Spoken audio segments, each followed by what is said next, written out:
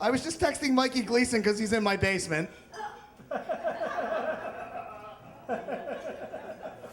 Sorry, Mike's my close friend. Hi, everybody. How we doing tonight? That's it? Come on. Thank you. Someone waved. Hi, how are you? Growing up, I was very close with my father. My father was the coolest man that I have ever met in my entire life. Even from when I was a young boy, I was never a mama's boy.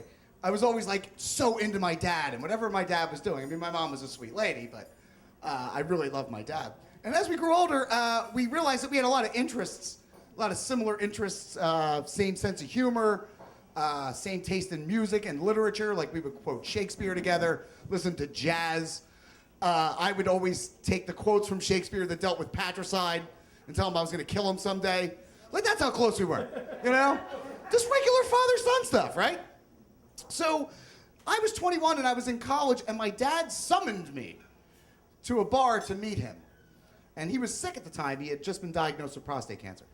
So I was like, all right, well, maybe he just wants to get a drink. And he made me order a martini. And if you look at me, not a martini guy. I am a Zima dude.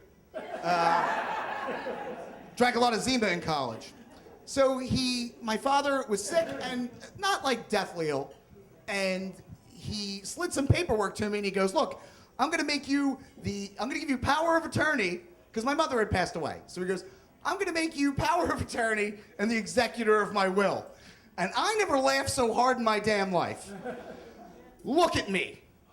So I have two older brothers who are infinitely more successful. One is a postmaster, the other master's degree and a teacher. And at the time, I was just like, smoking a lot of pot. I was like, are we really sure we want to do this, Dad? So I asked him, and I said, Dad, why are you giving me all this power over your life? And he looked me dead in the eyes, and he goes, you're the only one who'll have the guts to pull the plug.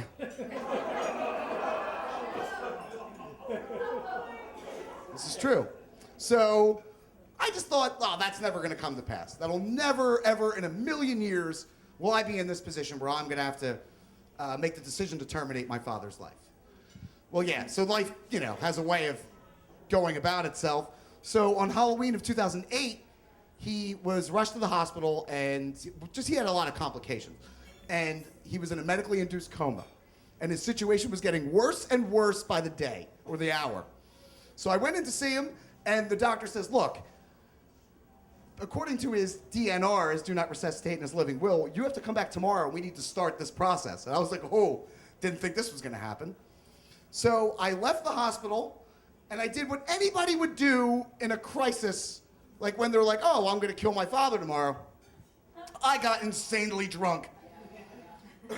And then, to make matters worse, I had a buddy drive me to a party where this girl I was talking to, I took her out of the party and went home with her, made love to her. We're calling it love. And then, post-coitus, she was like, well, why don't you spend the night? And then I used killing my dad as an excuse to leave. So this is how much of a degenerate I am.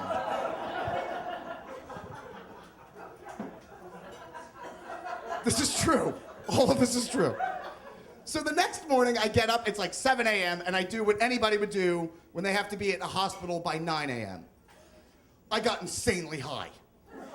Like Pink Floyd The Wall, like shut the curtains off high. And I walked up to the hospital. I'm not saying I'm a good person. It's for God and my priest to judge. So I walk up to the hospital, and now the hospital is located right behind my home. So I was like, okay, well, I'll just walk. So I walk up there, of course I'm wearing sunglasses, and I get in the elevator, and I get up to the ICU, and I'm walking, and all of a sudden, if you've ever been to a hospital or anything, you never see a doctor, right? Like, they never are anywhere. So it just so happens I walk in, and that doctor sees me and goes, holy shit, and starts running towards me. And as I'm walking, my father's room's like right here. I walk right past my dad, and he's awake and alive, reading the newspaper. And the doctor comes and he stops and he goes, look, I've been a doctor for 15 years, and I'm not gonna lie to you, I have no idea what the hell just happened. He's like, your father should be dead. I was like, fair enough.